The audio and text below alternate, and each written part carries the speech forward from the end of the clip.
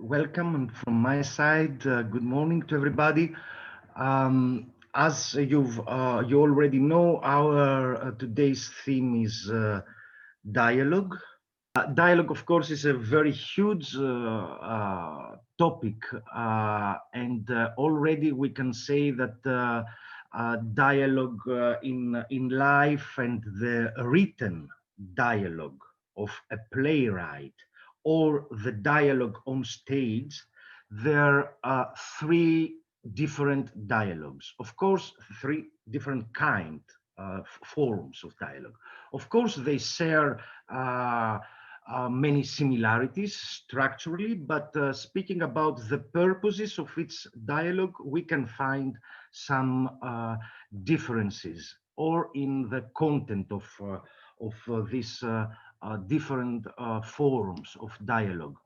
Beginning with the dialogue of the play, the dialogue of the playwright, we all know that as structure, it serves many of the needs of the playwright. Actually, it is a device, let's say, of exposition, of giving informations about the character's background, for example, educational, social background. It gives us informations about the emotional state, about the motivations of the characters, the objectives of the characters, and of course, it's dialogue in the play. It's something that is advancing, let's say, the plot. It's very much connected with action. For some authors, dialogue, it's, let's say, the main tool they propose for the action. Action is included in the dialogue. Of course, quite often in the plays we find the element of conflict as well, etc., etc.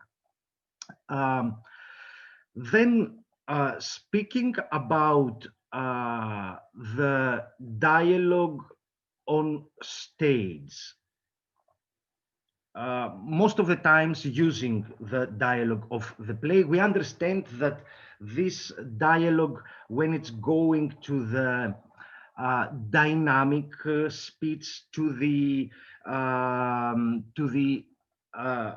alive theatrical action, that there things are changing. This transfer always is including, first of all, the dialogue of the creators, of the director and the actors with the author himself.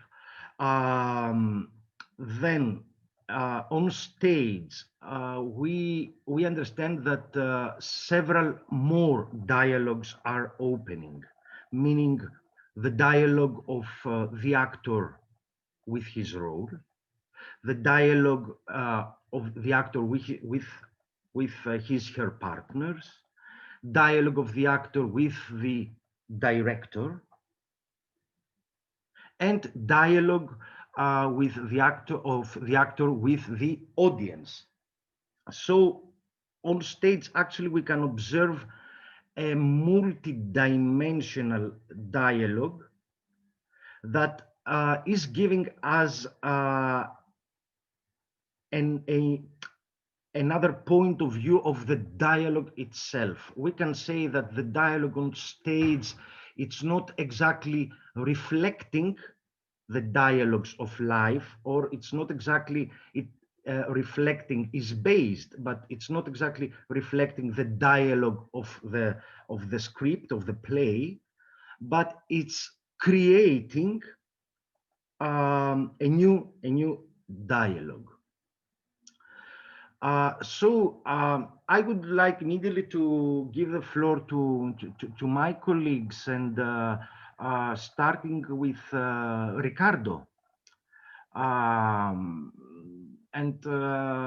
Riccardo, let me start with this question. Why do we need, first of all, this kind of dialogue the theatrical, the dialogue on stage?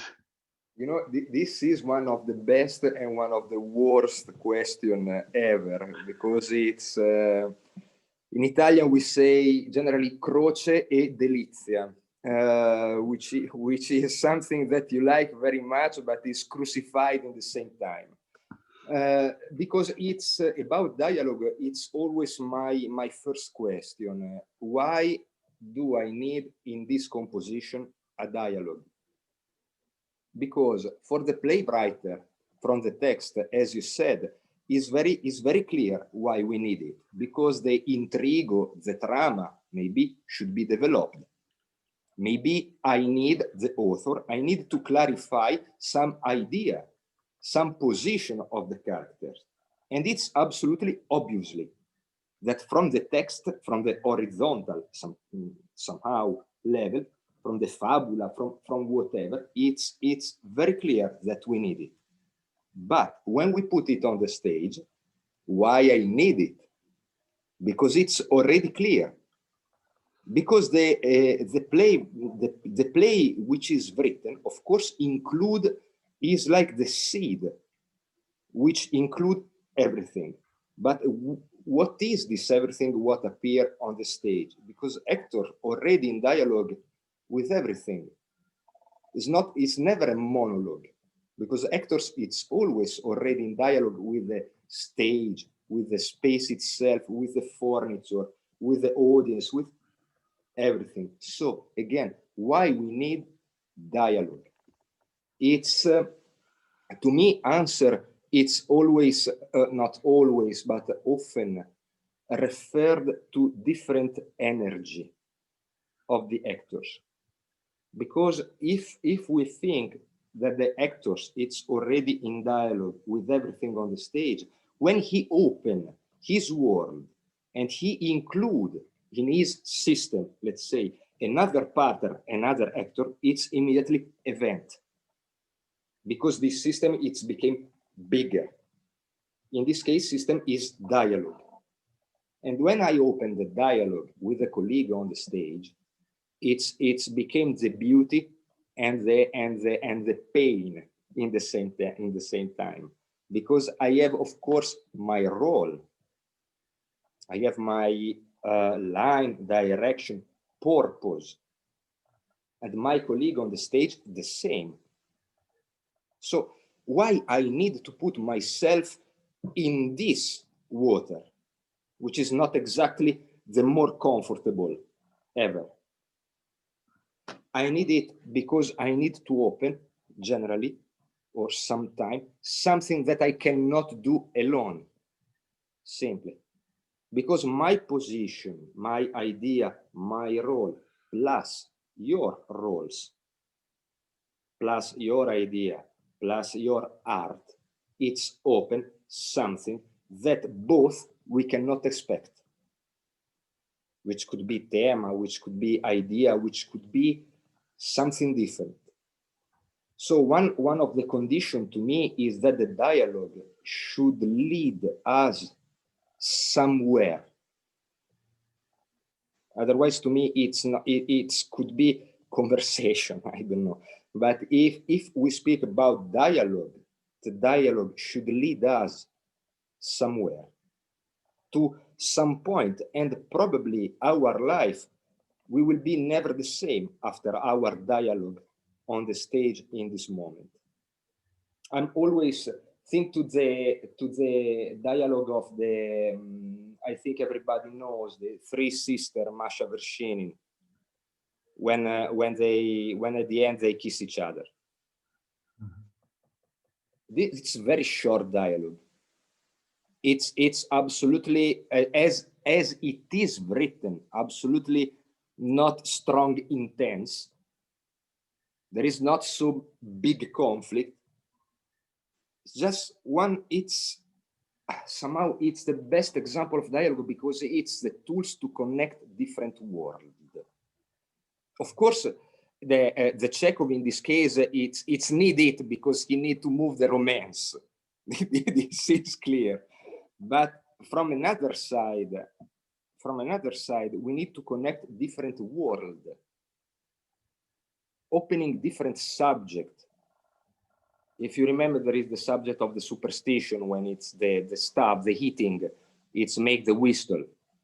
That's you remind me with the flute sound, this kind. And this kind of dialogue, it's ask, I think, a lot of distance, a lot of what you said, someone written listening to each other, and it's ask a lot of somehow silence. Because generally we understand dialogue as word, then it's my turn to speak, then it's your turn, then it's my turn, then it's your turn. It is not exactly. It's different kind. But of course, how we understand it and how we will put it on the stage, it is absolutely different from how is it written. Because it's going to touch our emotion, first of all, as artists. So in the creation, it will be absolutely different. Then it touch our fantasy, it touch everything. And especially, it will generate a lot of energy. Because the two actors, in the end, they should be united. So it's not anymore one and one. It's one world, and it's quite strong change of behavior. It's quite strong change of the somehow life on the stage for the actor. So why we need dialogue? I think the definitely answer is because it's one of the tools, one of the a lot of tools that we have to change our life on the stage, to change our possibility, to develop our role, to open something that we cannot know. From my understanding, is one of the best tools we have, but it's subjective. But to me, it's one of the best. Exist, of course, other several tools to change, but this is a source of energy and source of, how to say, life. If we front the dialogue as dialogue, so in the position to be ready to open something that I don't know. It's quite interesting tools. It's became.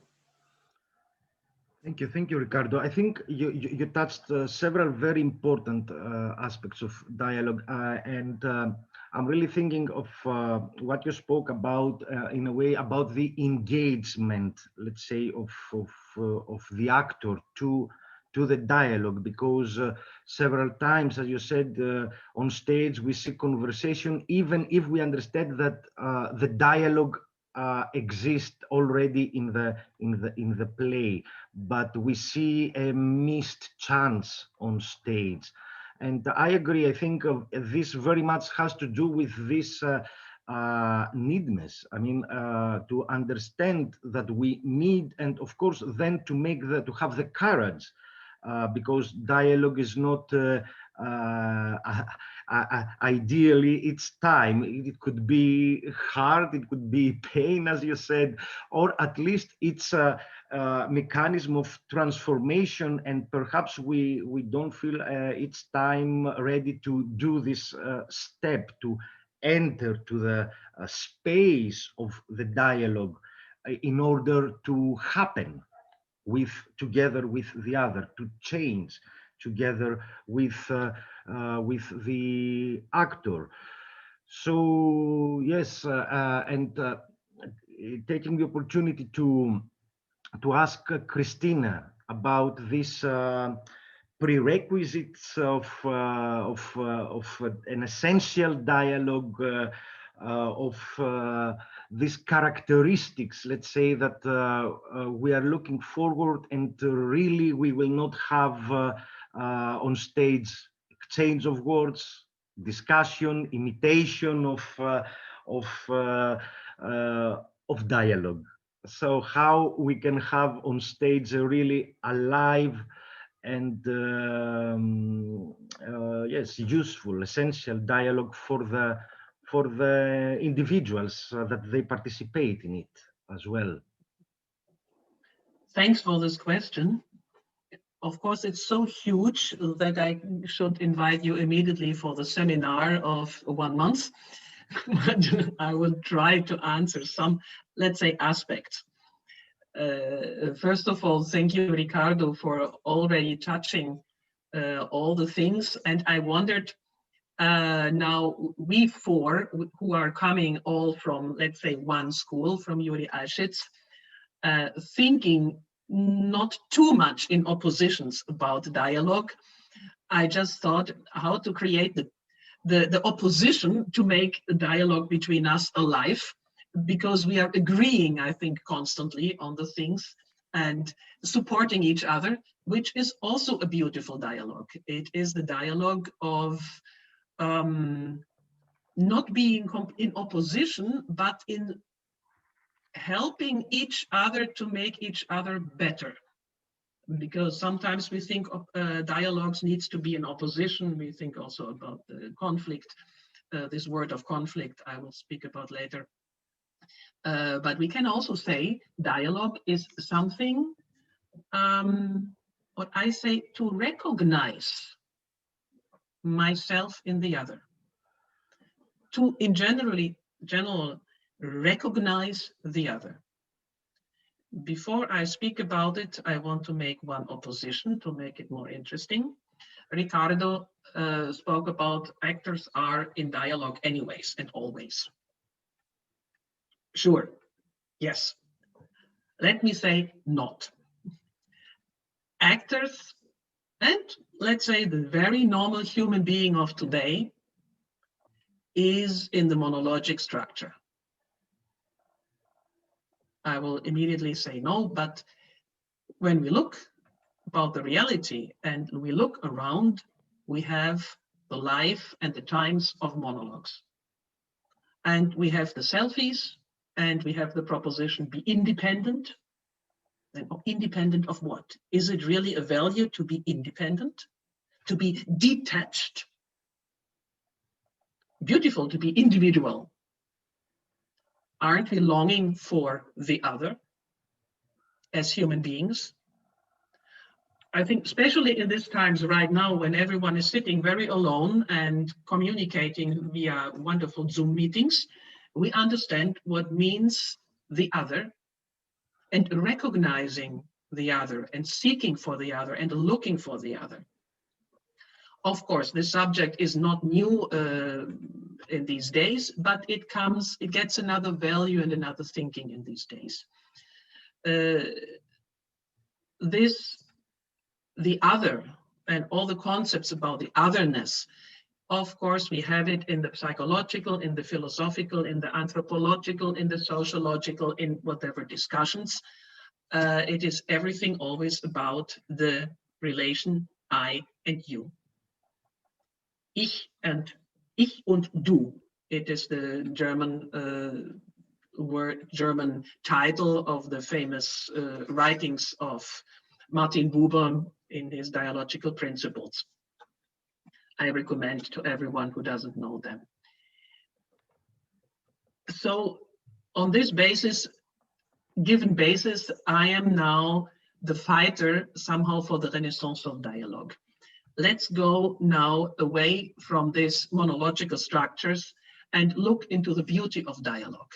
And I think it's a lot to do for us to make the revival of the notion what means dialogue. And again, I start with the perception of the other, the recognition of the other, of myself in the other. And by this way, I have the chance to open something what we can call knowledge, wisdom, new insights, everything what already Riccardo referred to it. But it's only possible in the cooperation with the other. Now then I can say, why? I have the eremit who is going alone on the top of the mountain and finds truth by himself. Still, we can discuss with whom he is a dialogue, probably with himself, with nature, with gods, with spirits, however. But now let's go back to the stage. Coming back to the other, I'm now looking, or I can say, I'm speaking about the wholeness. I need to not only look for the other, but I can say I can complete myself. Riccardo already spoke about it. And I want to refer to this wonderful myth, what most of you I think know, Aristophanes in the Plato Symposium.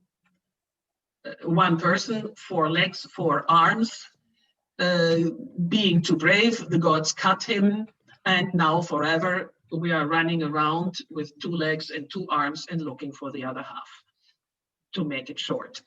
Aristophanes can tell it a little bit nicer and longer. So this is, if I say, this is the basis for the dialogue, to find union, to find agreement, to find more knowledge together. I can say as a good student of theater, well, but I learned dialogue is conflict. It is the opposition, because without the opposition, without conflict, no dialogue. This is somehow how we learned. I can say yes or not. I can say yes if we think about what we mean by conflict. Because conflict, again, it's question, does it need to be a battle? Does it need to be hostile or violent? Or we say conflict is difference. We can say we are in conflict with all the different people, nations, and so on. No, we are not in conflict. We are different. And this difference is the beauty. And this difference gives the energy. Of course, only if I have a battery of plus and minus, I can create energy. It's up to me if this energy is creative, constructive, or destructive. Because this is, energy itself has no morale, energy has no, it's neutral. It is not good or not bad. It's up to us. And I think the same with the conflict. It's, let's say, tension in the meaning of polos, plus minus. And so we need the polos to open the process. Possibilities, and so many possibilities of interaction. And probably this interaction, being now live or stage, can be brutal, can be worst taste, can be scandal. Question if it's an artistic form or if it's the purpose. If I use all stage tools to open something new, why not? It could be interesting. But if I get lost in the, let's say, conflict, in the horizontal conflict of screaming at each other, it leads nowhere. And there I come, I think, to the next question, not only why we need the dialogue, but we can say what makes the difference between the dialogue, discussion, and discourse. It's not really the tools. It is the aim. So if I would like to make the definition of the dialogue, what is a dialogue? By its aim. And this is, I like to open something new together. And it's the process. I go into an energetic flow with the other. And this is, for me right now, somehow the definition, short definition of the dialogue. Then I have different forms. hundreds of different forms how I can lead dialogue. And this is again a whole seminar, because this is tools. The different forms implement different or ask for different acting positions. Do I go into the dialogue in the psychological theater? However I'm doing it, it's in best form, it's one dialogue. If I'm doing a dialogue in the Shakespeare theater and using the playing position, the ludic position, it's very different dialogue. And I have very different tools for it. Because here I am in distance. And I know that Olga will speak later about it, so I will not touch this beautiful subject, but you know what I mean. I'm in distance from what I'm doing, because I'm not trying as actor to be really inside of the role and play as psychological individuum. We have, for example, our most beloved Plato dialogues. Several of you have worked with it. And there the image, what Plato and the Greek people, I mean, ancient Greek people give us, is that he wants to make the soul fly. So that in fact, I'm following as public, one speaker, and I believe. And then I follow the other speaker, and I believe, and I'm for him. And again and again. So it is, on one hand, I could say it's a battle. It's like ping pong or tennis. I like to know who is winning.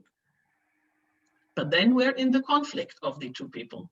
And probably these two people don't want to win over each other. Or their winning is not against each other, but it's the winning together to open something new together. We are again what Riccardo already referred to. I'm in the process of opening. Now, if I have all the different tools of dialogue, the actors and participants of the my last seminar about dialogue, they asked me very clearly as whom I'm using these tools. So is it the human being? I mean, me, Christina? Or is it, let's say, the artist, Christina, artist, actress? It's already a difference. Then I can say, if I should make a choice, let's take away the personal, psychological human being of Christina Schmalor, but use her as artist and actress. But then we have the character, personnage. So who's leading the dialogue, the personnage or me or the artist?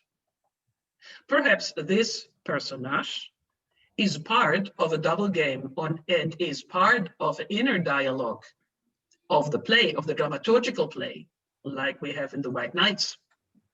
Then we have the personnage being a personnage of the story of someone else, doing the dialogue with this person, led by the actor, artist, Christina, still reflected by the individual being of herself. So we have at least 4 or 5 different layers.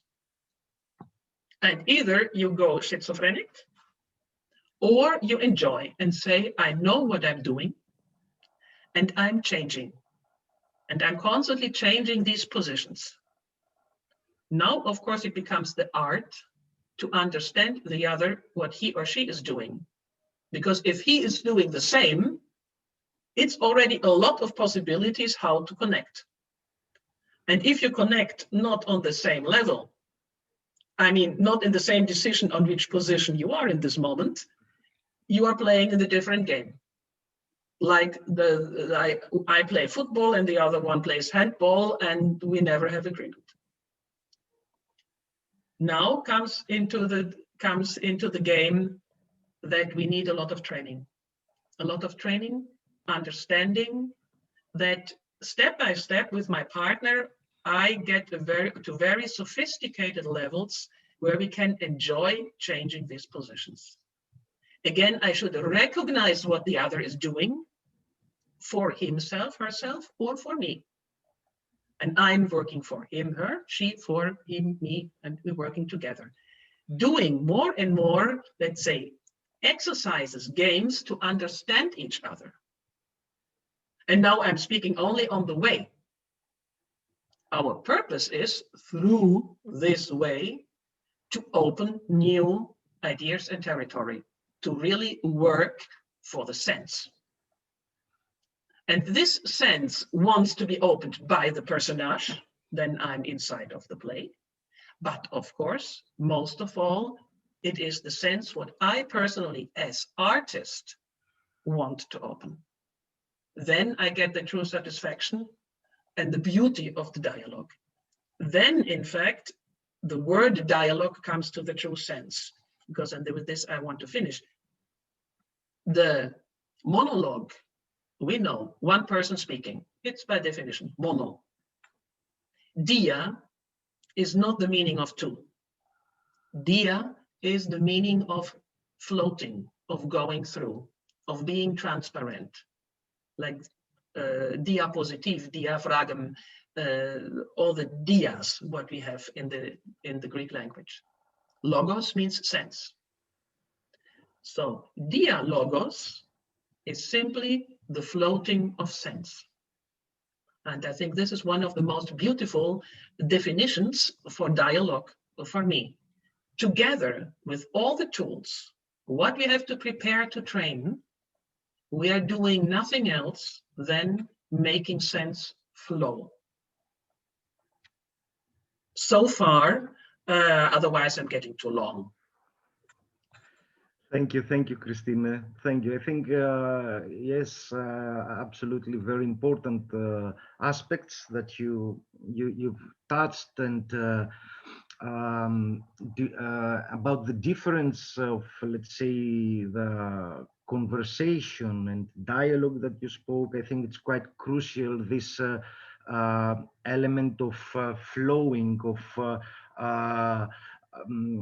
of the energy that is happening through us, among us, in dialogue.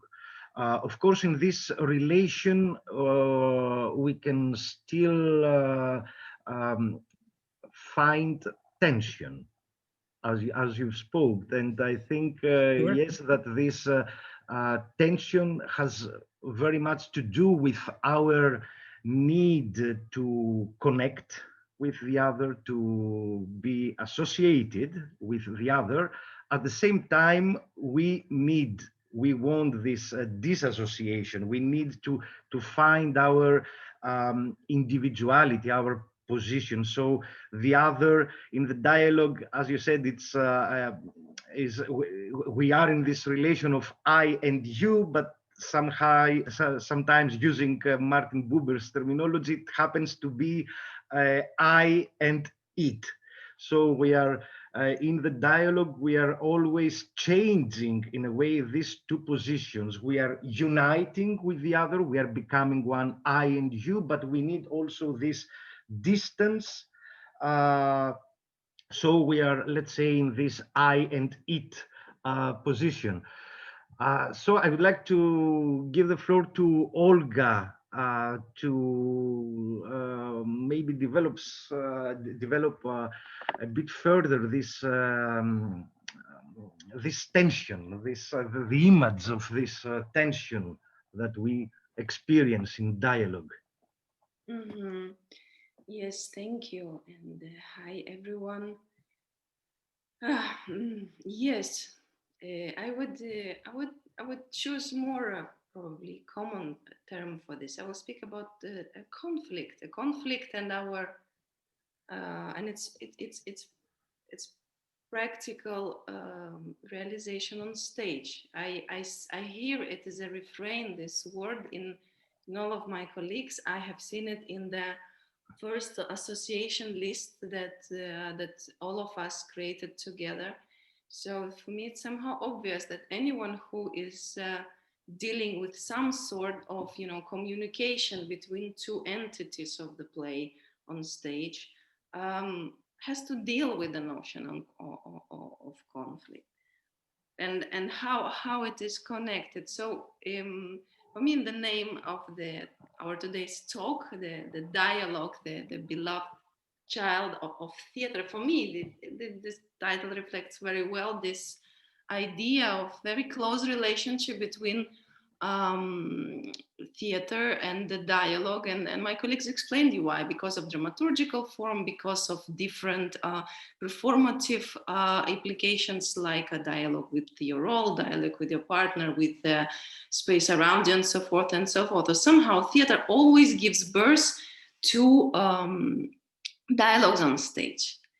And theater itself as a narrative, right? It's connected in a traditional school's understanding to the great clashes, great conflicts of ideas, of intentions, of goals, and dialogue as its child inhabits the necessity to deal with the notion of conflict.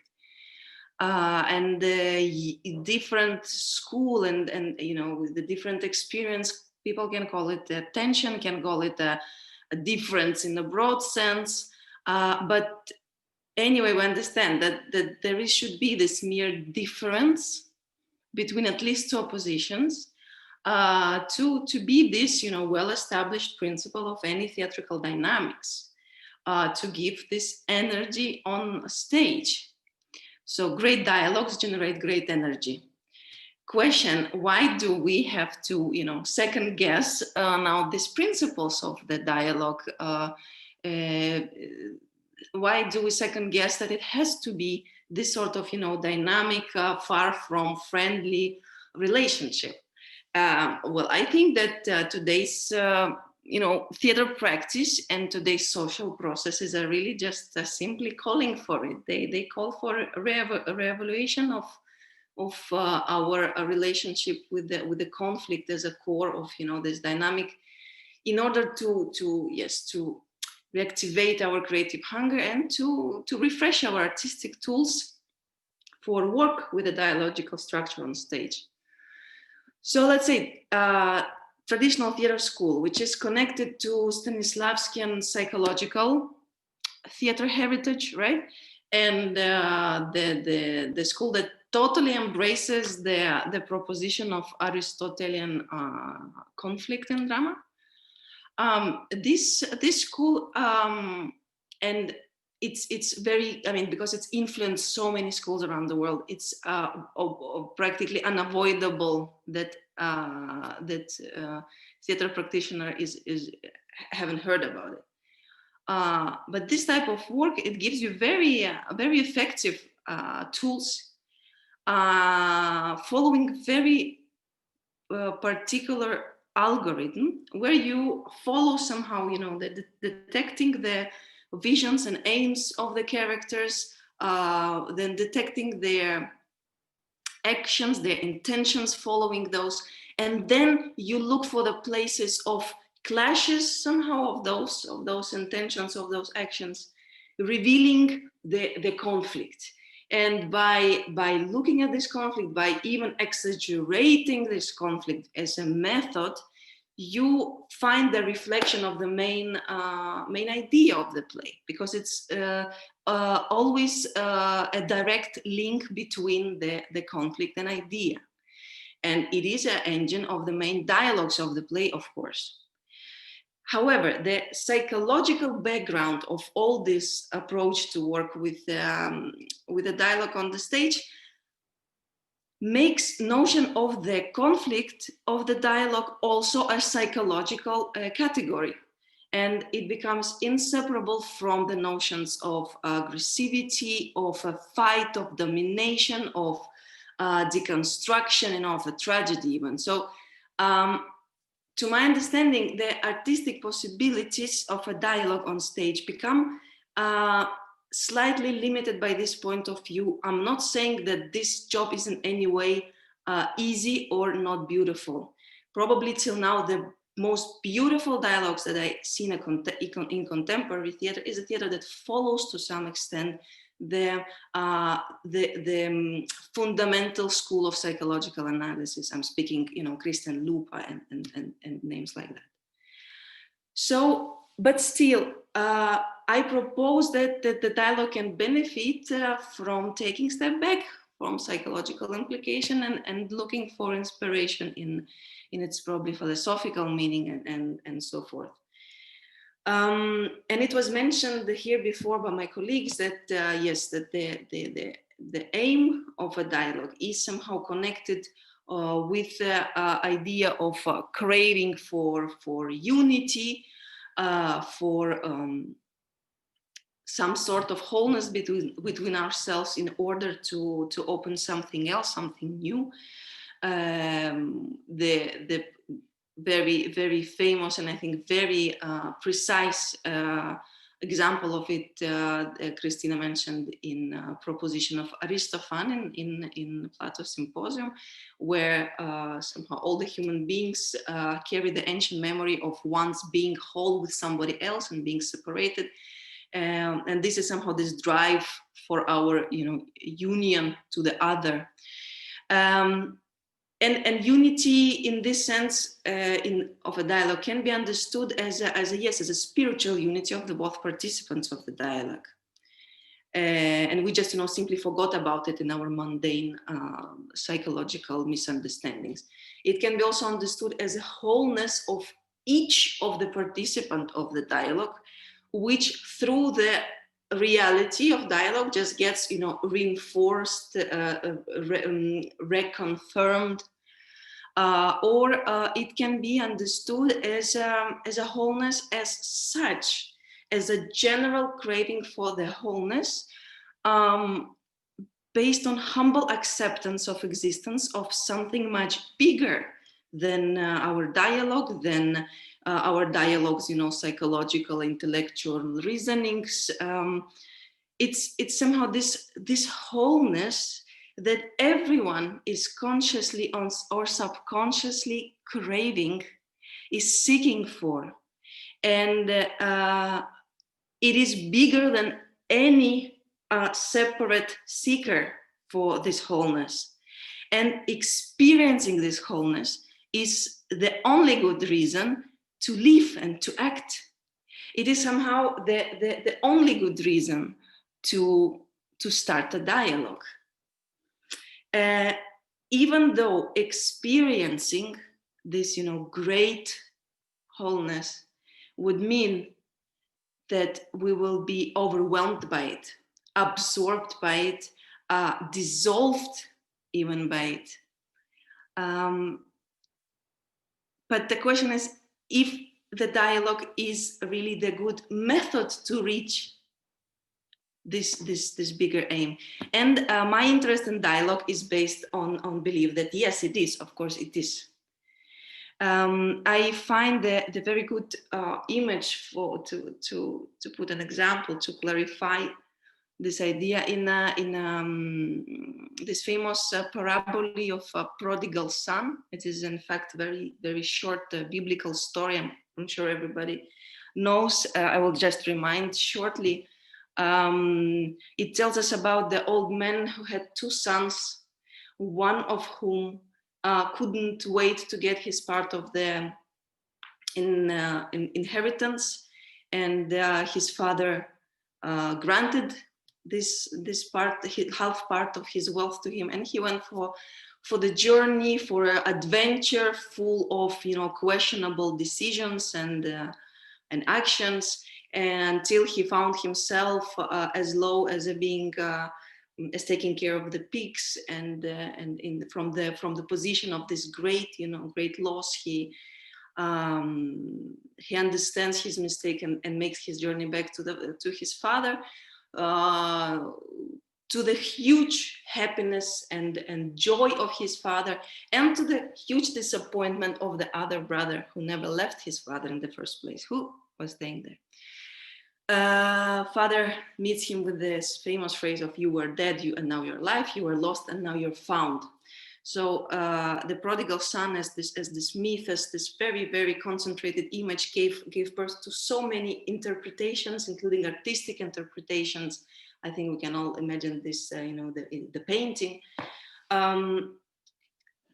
But to speak about unity in the story, I think there are probably no better experts on unity and the wholeness of everything as the representatives of non-dualistic school of Hindu philosophy called Advaita Vedanta, who see the visible world as a pure, illusion of appearance of this plurality and separation, and liberation from inner and external conflicts of this reality lays therefore in realization that it's illusionary. It's in fact an illusion.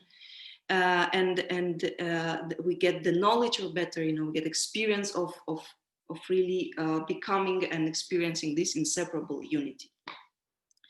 But important is that satisfaction of this realization, of the wholeness would never happen if there would be no separation in the first place. So therefore, this parabola of the prodigal son is in fact perfect metaphor for Advaita philosophy. And one of the most inspiring interpretation of this myth I found there, and not inside of the Christian interpretive tradition. So from their point of view, the happy and wealthy family of this old man and his sons is this initial integrity of everything, the sacred source, the God. And its greatness is unlimited, it's unquestionable, and therefore it's somehow doomed to internal inertia. Nobody questions it. It's not much better than if it would not exist at all. So only through this artificial, illusionary separation of the primordial unity into two, let's say father and his unsatisfied prodigal son, initial integrity can at last get a chance to be reflected in someone else's eyes, and therefore reconfirmed in its existence. So the journey of this prodigal son, who, by the way, takes with him half of father's wealth, meaning who continues to carry the memory of his origin, right? His journey is a symbol of this distance between the initial almighty consciousness and individual human consciousness, which just through the very nature of its egocentric limitations has to work really hard to come back to its own nature, to recognize the way home. And the prodigal son experienced this huge, extreme losses in his journey, right? And he stays with this last resort of the seeker that there is a humbleness, is the ultimate humbleness, which is the most powerful tool of the soul, in fact, to remember the ancient memory of belonging to something bigger, the tool to find again the way home. And somehow the beautiful paradox is precisely through this loss, through this suffering, through this conflict of human consciousness, we can find the only way back to the peace of the initial integrity, and the father embraces the prodigal son. And the sacred wholeness through this journey gets the whole new level of meaningfulness somehow. So this is the proposition, this is the optics, this is the method of looking at the dialogue, in fact. So how does it translate to the stage? How it helps our conflict-seeking eye to work with the dialogue? I would say that the method of a prodigal son is wonderful, because it's not at all arguing with the notion of the conflict. It's not at all has problems with the idea of differences or with the otherness in a bigger sense. On the opposite, it actually needs it very much. It consciously decides to be separated. It is very aware of the differences that are revealed, in the dialogue. And these differences are treated as a treasure, as those wonderful hints which help us to find the way back home. And it is quite the opposite of being, dragged into the conflict by the loss of psychological analysis. Being dragged into the conflict as some unavoidable consequence of our difference, simply because our emotional life would suggest it. But on the contrary, we can remain somehow in charge of our conflict, in the steering wheel of our dialogue as its participants and as its creators, because we follow the higher aim. So to find the conflict, not for the sake of exaggerating its psychological implications, which is also beautiful again and hard work, beautiful acting skill, but to play with the distance of us and to this conflict. I think it has a great potential of revising the same Christomatic scenes, although they belong to classical dramaturgy. So this is somehow my proposition, my joy of work with the dialogue for the day of today. Thank you. Thank you so much, Olga, for this beautiful metaphor. It really can work as a beautiful image, key to sense, let's say, this possibility. These possibilities that we have through dialogue. I think to connect it with the word recognition that Christina used before, it's of course the recognition of ourself, the recognition of the other, but is also this recognition of belonging that you mentioned, this recognition of the unity that already existed, and this revelation, let's say, through the dialogue, this revelation of this knowledge, I think it's this sense that that make us experience ourselves in the dialogue in the fullest way we can. So I think it's a very, very beautiful image. And speaking practically, how we, let's say, perhaps in which ways we can go to approach this experience, because of course it's not guaranteed. We are looking for this unity, we are looking for this recognition through our work on dialogues in theater, but we all know that it's not easy to happen. It's very rare to find exactly this ideal state of dialogue.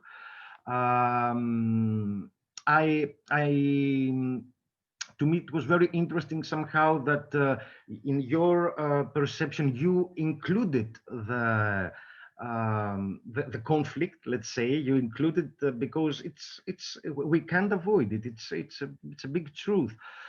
Still, and perhaps as the main approach of the school of our school is, let's say, the thematic approach, which in a way to work with the theme as well, and as a possibility through the theme to touch this greater whole, let's say, this ultimate you, which of course working with the theme is, let's say, working in a philosophical state, and let the poetic components to arise through this connection with the theme. Of course, actors generally are more educated and interested in working in the psychological level to understand the character, what the character needs. But still, this approach of to work with the theme and related with the theme, see what is opening, what is new opening. I think it's one of the methodological tools to touch these areas, probably. I think we had a very good example today of what previously I tried to explain about the thematic approach of the dialogue. I mean, already today, with starting with a theme, we felt many things came up, ideas, we get warmed, enthusiasm. So this somehow life that is produced through this theme that we are trying to open together, that activates us and changes us and exposes us, which of course is different from, let's say, it doesn't, it's not based on the situation or on the characters or on, let's say, motivation so much. So thank you for this beautiful dialogue. We hope we will see you very soon. And yes.